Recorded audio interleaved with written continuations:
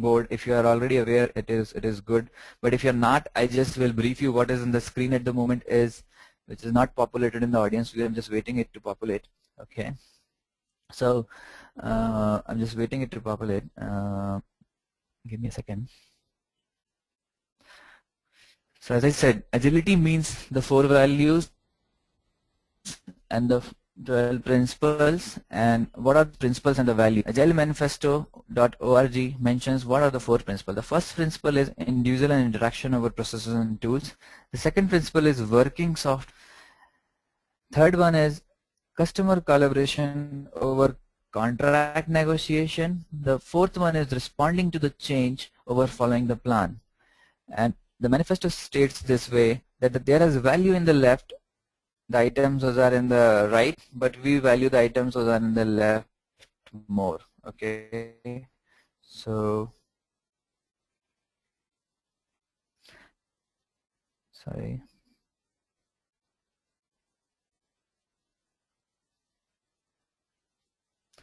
Similarly, there are 12 principles which I would highlight now.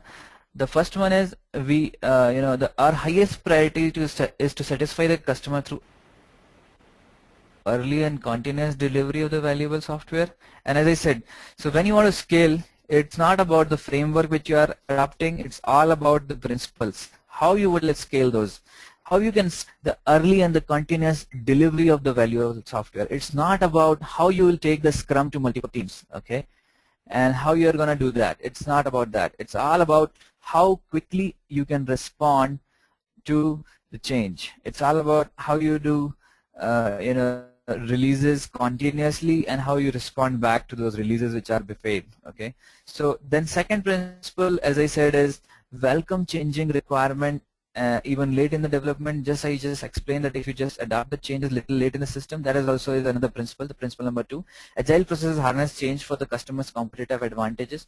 We are here for the customer. That's the attitude which we need to adopt, and it's actually a paradigm shift in when we talk about agile.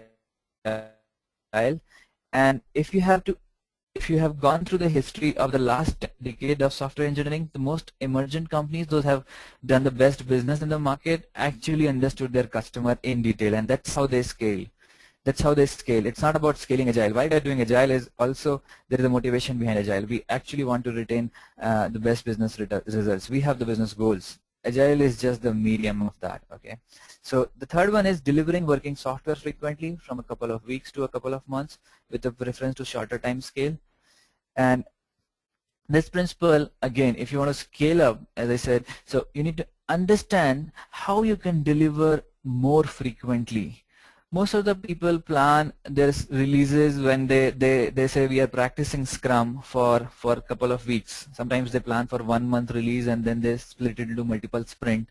But when they scale it up, when they say that we have multiple teams working, they eventually land back to the same thought that, okay, we have 10 teams working, let's park all our code and let's integrate for 2 months and then we are going to release it. Okay, that's not the right principle. That's not the right practice which you should adopt. You need to understand the way you have to adapt it. Okay, that's how the implication is of this particular practice is. You need to apply this particular principle very diligently. I mean, not only this, but all the principles very diligently when you want to scale it up. So you need to plan in a way that all the releases are happening as frequently as possible, rather than just first creating the Scrum team, then again integrating, and that's what you're doing, actually a mini waterfall over there. Okay. The fourth principle is business people and developers must work together daily throughout the projects. And when we see large scale implementation, the very key constraint which comes in our face is when we start our agile transformation journey for big teams, that our product owner or the business is not sitting here in India, or maybe not sitting with us where we are developing.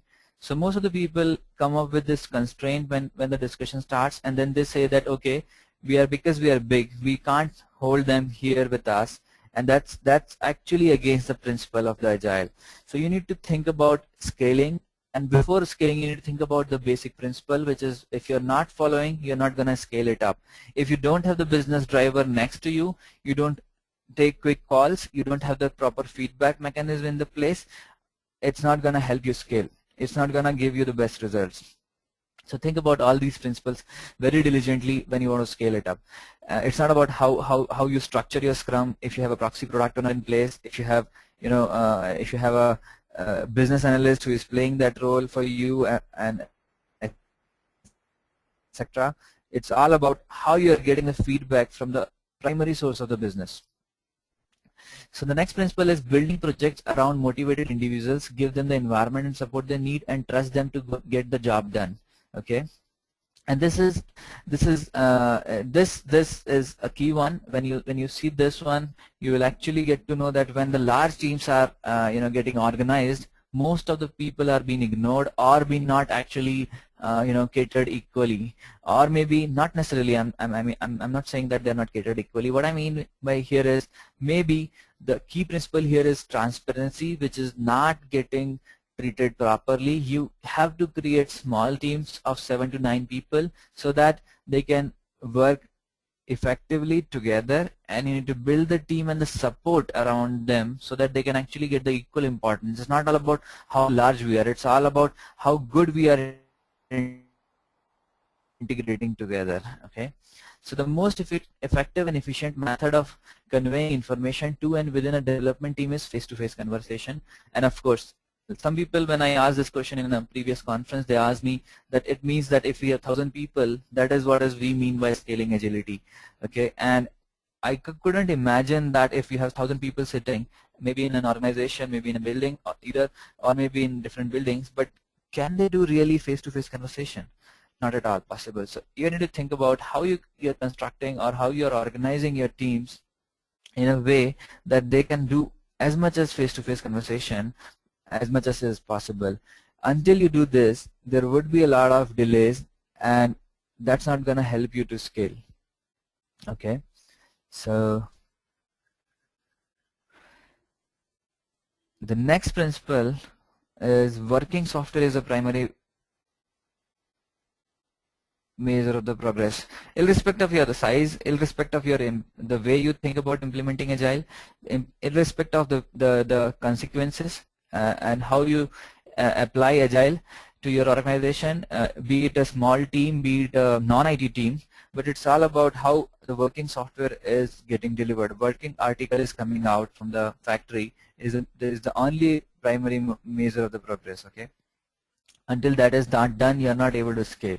And if you see that, if you remember the previous slides when I talked about frequent MMF, that is nothing but the same thing. So when I adopted the principles, those are from different sources, but when I understood those in deeper detail, the most important aspect was they all are nothing but the way the Agile Manifesto has been structured. So going quickly to the next slides because we have less time now. So Agile processes promote sustainable development. The sponsors, developer, and the users should stand pace indefinitely. Again, the same example which I have given. I was working previously with one organization, and they had a core team, and which was more engaged to release and similar continuous integration activities, which used to take the code from all the sources, and there were thousands of the people those were working together in different offices. They used to work under one umbrella, which was one project actually, or one account, and they used to ship their code to that particular team, which used to integrate. Okay, and because of all that, there was a very big delay involved in the system, and though they were very large, but they were not able to scale it up. The reason was they were not delivering frequently the integration thing. They were not doing integration frequently. That is the key here. Okay, so if you promote the sustainable development, which is until you are working together and you're constantly maintaining a phase, you're not going to an ideal state. Like what I mean by the example is, they used to ship it to the particular team which was in the core team, which was the release team. They used to sit ideal for a couple of days, and then they used to the guys those are releasing it, they used to get back to them, and then their pace was getting disturbed. So they need to constantly produce something. They have to their end goals every sprint. That's what is the principle here. Okay, so the next principle is continuous attention to technical excellence, which I have already explained in the principle number 1, and good and also about the good design enhances the agility. Until you are technically excellent, you are not gonna scale it up. And the next principle is simplicity. The art of maximizing the amount of work is not done is essential. This particular principle is connecting back to my particular adaptation of when we say we are synchronized, okay, and if we are synchronized, we will get to know how much is done, how much is not done. Otherwise, it would be just a ball game between multiple people that, okay, they have done or they have not done or something like that, and okay, so integration is failing. The reason is XYZ. That particular team is not able to deliver because of some reasons, and that's why we are getting delayed. So you need to know what exactly is not done. That's a key principle. And similarly, in the Agile Manifesto, that's the principle. So which is adopted in a different way in the Scaling Agile principle, which I talked about. And self-organizing we have talked about, which is the second last principle on the screen. The last principle I just want to again, and I'm pretty sure that most of you have already seen all these manifesto principles many a times, but why I am talking about these principles again is because, you know, let's go to the next slide quickly. After that question would be answered. But the last principle here is, is all about reflecting about how you are doing it and tuning and adjusting your behavior